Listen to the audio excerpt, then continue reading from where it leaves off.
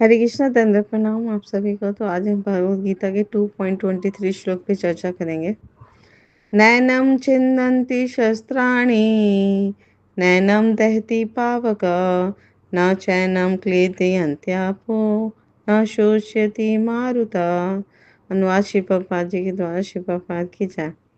यह आत्मा न तो कभी किसी शस्त्र द्वारा खंड खंड किया जा सकता है, न अग्नि द्वारा जलाया जा सकता है, न जल द्वारा भिगोया या वायु द्वारा सुखाया जा सकता है। तो शिव पापा जी बहुत सुंदर समझा रहे तात्पर्य में कि आत्मा जो है वो कभी किसी शस्त्रों से अस्त्रों से टुकड़े टुकड़े नहीं कर सकते कोई भी। और ना अग्नि से हम जला सकते हैं, ना जल में हम भिगो सकते हैं, ना वायु उसे सुखा सकती है। तो जितने भी हथियार हैं हम भौतिक जगत में देखते हैं या पहले पूर्व काल में द्वापर त्रेता में हम देखते थे तलवार, अग्नि अस्त्र, वर्षा के अस्त्र, चक्रवात, ये कोई भी आत्मा को मारने में असमर्थ है। तो और ये बहुत शक्तिशाली अस्त्र हैं और बहुत पावरफुल होते थे उस टाइम भी, और हजारों करोड़ों की संख्या में लोगों का विनाश कर देते थे। तो ऐसे इन अस्त्रों के अलावा अनेक अस्त्र ऐसे होते थे जो मिट्टी, जल, वायु, आकाश के भी होते थे, हथियार होते थे। तो अभी के आधुनिक युग में सिर्फ न्यूक्लियर वेपन्स को हम जानते हैं, लेकिन वो भी आग्नेय अस्त्र की ही तुलना में होता है। जो न्यूक्लियर वेपन हम बना सुना है हमने मॉडर्न साइंस ने, तो वो आग्नेय अस्त्रों की तुलना के समान है।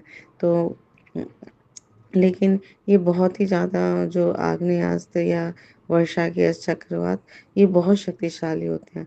तो जो अग्नि अस्त्र होता है वो वरुण अस्त्र, वरुण के हथियारों से उसका हम सामना कर सकते थे, उस जमाने में करते थे। तो आज के मॉडर्न साइंस ये उसको ज्ञात ही नहीं है, ये है ना, ये कि ऐसा भी होता है कि चक्रवात हथियार क्या होते हैं। तो उससे वो बहुत ही पावरफुल हथियार होते थे जो अर्जुन जानते थे सारी कलाएं, और उन्होंने अपने गुरु से सीखी थी। तो इन सारे शक्तिशाली अस्त्रों से भी आत्मा को कभी तोड़ा या टुकड़े टुकड़े खंड खंड नहीं किया जा सकते। तो चाहे कितना भी हम कितनी मात्रा में भी हम हथियारों को, शक्तिशाली हथियारों का यूज़ करें। तो अब यहाँ पर इस श्लोक में हम देखते हैं कि ये सारे के सारे जीव जो हैं वो भगवान परमात्मा से विलग हुए अंश हैं, भगवान के ही अंश हैं। तो हम सारे जीवात्मा सनातन अणु आत्मा है। तो माया के द्वारा आवृत होने के कारण उनको ये एक उनको शरीर मिला है, स्वाभाविक प्रवृत्ति मिली है। तो वे क्योंकि भगवान की संगति से पृथक हो गए हैं, अलग हो गए हैं। तो जैसे एक उदाहरण दे रहे हैं शिव पापा जी की, अग्नि हमारी जल रही है और अग्नि से कोई चिंगारी निकलती है, और जैसे ही वो चिंगारी निकलती है थोड़ी बाद उसका अस्तित्व विनष्ट हो जाता है, बुझ जाती है वो। तो इससे हमें समझ आता है कि जब तक वो अग्नि में है, हाँ, वो चलती रहती है ना। जैसे ही वो अग्नि से बाहर निकलती है छोटी सी, उसकी सत्ता समाप्त हो जाती है थोड़े टाइम बाद। तो हम जीव जो हैं परमात्मा के अंश हैं। हम परम सुखी तभी होंगे जब हम भगवान की संगति करेंगे, भगवान का संग करेंगे, है ना। तो अब हम भगवान से विलग हुए हैं, तो हम कितना भी सुख ढूंढें, संतुष्टि ढूंढें इस भौतिक जगत में, हमें वो नहीं दे पाएगा परम सुख। तो भगवान की जब हम सेवा करेंगे, क्योंकि हम उन्हीं के अंश हैं, तो उनकी सेवा करेंगे तो हम परम तुष्टि का अनुभव करेंगे। तो हर जीव जो है वो परमात्मा का भिन्न अंश है। तो हर जीवात्मा, हमें ये नहीं सोचना चाहिए कि हम परमात्मा में एकाकार हो जाएंगे मृत्यु के बाद। हर जीव का एक अलग अस्तित्व है। तो यहाँ पर अर्जुन को भगवान श्री कृष्ण जो उपदेश दे रहे हैं, तो उसके कारण वो मुक्त हो गया, लेकिन वो कभी भी भगवान कृष्ण से एकाकार नहीं हुए अर्जुन। तो हमें भी ये समझना है, क्योंकि हर जीवात्मा का एक पृथक अस्तित्व होता है, हर स्वरूप होता है ना।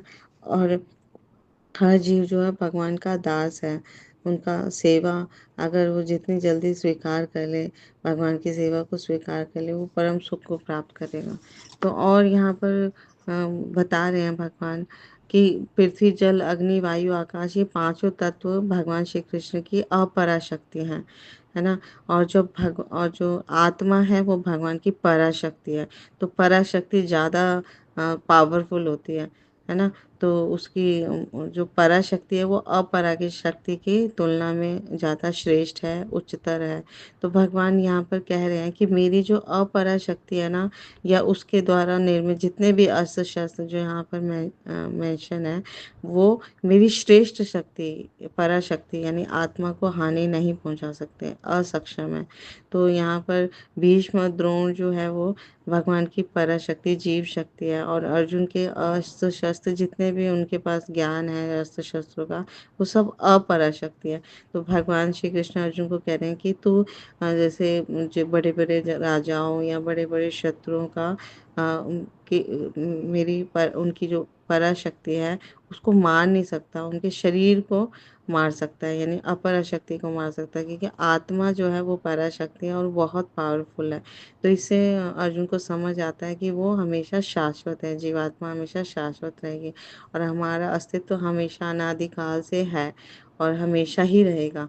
तो जितना जल्दी हमें ये अपनी, है ना, स्मृति को हम स्मरण कर लें शास्त्रों के माध्यम से कि हर जीवे स्वरूप है कृष्णेर नित्यादास, कृष्णेर तटस्था शक्ति भेदा भेद प्रकाश। हर जीव का जो स्वरूप है वो भगवान श्री कृष्ण की दास बनना है, दास होना है, शाश्वत दास बनना है। तो जीव जो है वो तटस्थ शक्ति होती है, भगवान के अंतरंग और बहिरंग शक्ति के मध्य है उनकी उसकी स्थिति, उसका स्तर। तो हाँ, भगवान जो है वो भगवान के ही हम अंश हैं। तो अगर हम अंश की सेवा करें नित्य सतत, हरे कृष्णा कृष्णा कृष्णा हरे हरे, हरे राम राम राम हरे हरे, भगवान के इन पवित्र नामों का जाप करें, है ना, भगवान की सेवा में लगे, गुरु साधु शास्त्र का अनुसरण करें, तो हम अपना मनुष्य जीवन, दुर्लभ मनुष्य जीवन हम धन्य कर लेंगे। तो हमें इसीलिए मनुष्य जीवन मिला है कि विकसित बुद्धि से, है ना, हम इस भक्ति को स्वीकार करें और अपना जीवन धन्य बनाएं, और औरों को भी बताएं कि कैसे ये दुर्लभ मनुष्य जीवन का हमें यूटिलाइज करना है, उपयोग करना है, सदुपयोग करना है। और भगवान श्री कृष्ण जगह जगह में भगवद गीता में उन लोगों को सुमेधा बोलते हैं, बुद्धिमान व्यक्ति बोलते हैं, जो उनकी शरणागत स्वीकार करता है, उनको पूर्ण रूप से उनका शरणागत भक्त बन जाता है। तो भगवान बहुत प्रसन्न होते हैं जब हम उनकी भक्ति में अपने आप को संलग्न करते हैं। Thank you so much. Guru Maharaj की जय, श्री प्रभुपाद की जय, आप सब भक्त वृंद की जय।